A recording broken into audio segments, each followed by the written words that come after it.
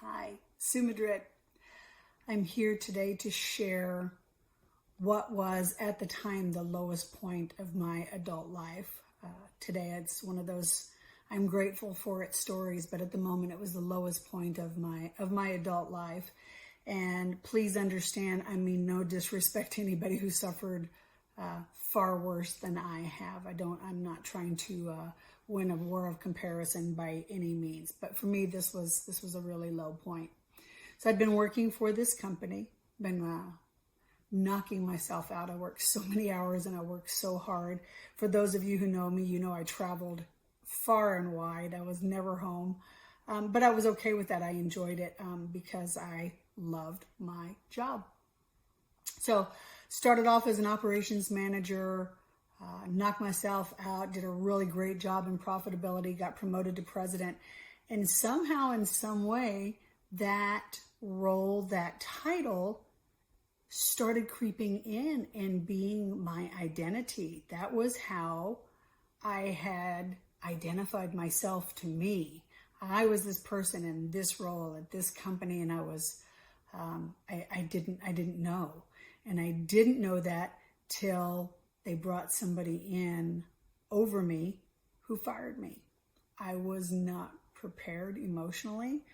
I was actually a hot mess. By that point, I was doing a terrible job because I knew it was coming. And I was so freaked out every day. I was so afraid of losing my job. I was actually terrified to lose my job. And the day that it happened, I was very relieved on that day because I didn't have to worry about what if anymore. It was there. But it was traumatic and I was lost. I didn't know what to do. I'm a very determined individual, so I was determined to do something amazing. I knew I was going to go into coaching. I was pretty sure I didn't want to work for anybody ever again. But I really thought it was going to be more on a personal level. It never occurred to me to go back to corporate because I was hurt. I was devastated, and I was convinced I didn't belong in the corporate world because I got fired. So you can see it was a blow to my ego. But thanks to COVID and having a lot of time off as I was doing a lot of inner work and continued down this path, I kept finding myself helping companies I was helping with some operations, but it wasn't what I really wanted to do. But I kept learning and I kept doing my own inner work. And I finally got to the place where I realized that I didn't want anybody to go through what happened to me. That became a North Star for me in terms of what I want to do when I grow up. I didn't want anybody to ever have to suffer the loss, the stab to the heart that comes with losing a job. And there are a lot of people that get very flippant. I've had to let go of enough people in my life where some of them are relieved and some of them, throw it in your face. But some people are devastated. I was one of the devastated people. I wasn't equipped to be ready to lose a job. It was having the rug pulled out from under me.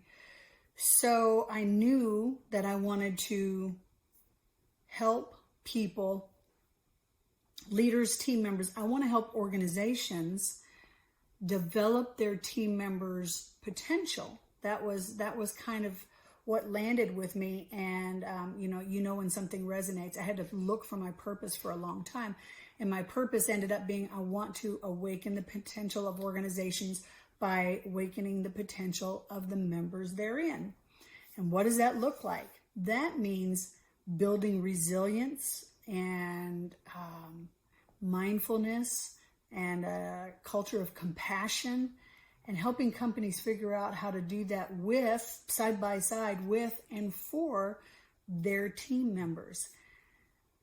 When we work together, not like this, but side by side, we can accomplish anything. And that was always my mantra when I was at my last company. We could do anything together. And that's not changed.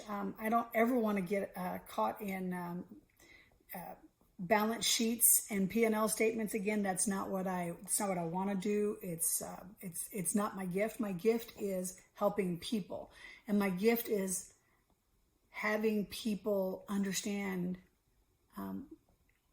how important they are. And even if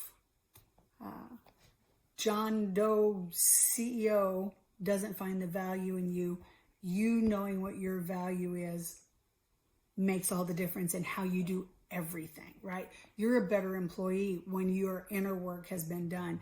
You're a better employee. Your stress levels are lower. Your heart rate's lower. Your immune system is better. You sleep better. All of these things are done through practices of mindfulness and just, there's a lot of training in the area of compassion and selflessness and mindfulness that help organizations not just stroll forward. It has the ability to make organizations rocket forward, because again, it's not this hierarchy of top to bottom leadership, command and control. I'm here to work with organizations that want power distributed throughout the organization. I want to work with organizations who understand that doing things from the bottom up and understanding those complicated, complex social networks at the bottom, that there's influencers in all of those social networks, and those influencers can make a difference in how your organization runs every single day. Command and control will work for a while. It doesn't work long term. Having an organization that's thriving in every seat changes everything. And should you have to let somebody go from that organization, they're a lot better equipped to deal with it. If letting people go really turns you on, you're probably not the right organization for me to work with, right? So I just wanted to share that story. The biggest benefit, there's ice cream socials, and there's PTO, and there's gym memberships, and there's a lot of things you can do in terms of benefits for your employees. For me, aside from giving them a wage where they can function and thrive and not have to worry about putting food on their table, learning to be the best you that you can be, the strongest, most confident you that you can be, is the best benefit that you can give anybody. You look at Maslow's hierarchy, and there is the physiological, I need food, I need safety. But at that point, these other things start being things that come from within, right? I need to belong. When we create organizations like this, we create organizations where people feel like they belong. I need to be recognized for my work. And there at the very top is that self-actualization. I matter, I'm important, and I can make a difference in other people's lives. That's what we teach, and that's what we facilitate when I work with clients. So that's all I have. I went way longer than I meant to, but it was important for me to be able to share this story with you guys. And if there's anything I can do to help your organization, help your people be more comfortable in their own skin, that's what I want to do. That's what I'm here to do. And I promise your organization will be better for it. Thanks so much, and have a great day.